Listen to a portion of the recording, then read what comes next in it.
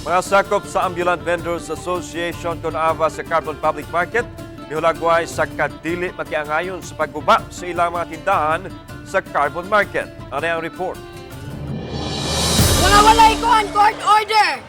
Unya, illegal ang ilang pagdimules na mo. Nga naman, si Sir Wine, sayon na nga nag-rejection pa mi. Usa si Arlene subing-subing sakop sa Carbon Hanon Alyansa nga milagway sa dili makiangayong pagguba sa ilang mga tindahan. Grade 1 pa siya ang gasugod og baligya uban sa iyang mga gidikanan sa Carbon Market. Karon nag-edad na siya og 51 anyos. Igo na lang siyang gatan-aw sa mga baligya nga nagpasad sa daan.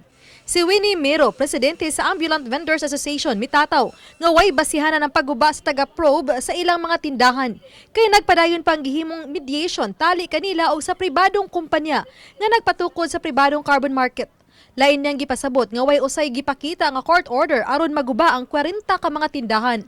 Ilang gilagway ang gitanyag nga ilang kabalhinan nga tangkal-tangkal lang nga dili gani tukma sa gidakon sa ilang pagpamaligya.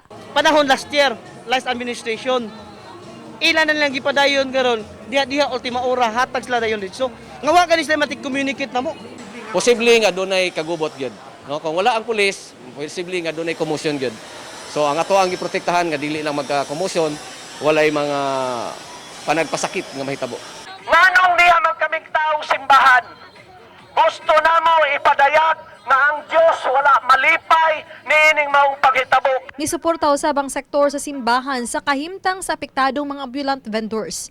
Mihalad usabog Santos nga misa si Father Nazario Ace Vocales Vicari Forane sa Archdiocesan Social Advocacies. Apan gipasabot ni Raquel Arce, hepe sa probe nga lahi ang kaso sa mediation. Iyang gitataw nga road clearing ang ilang gipahigayon ug wa kini manginahanglan og court order. It's a road clearing and transfer.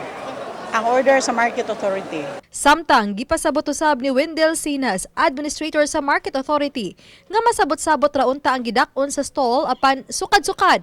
Wa man motambong sa gipatawag nilang tigom ang grupo ni Miro. Actually sir, kanang sit down lang ta, no? Sit down lang ta.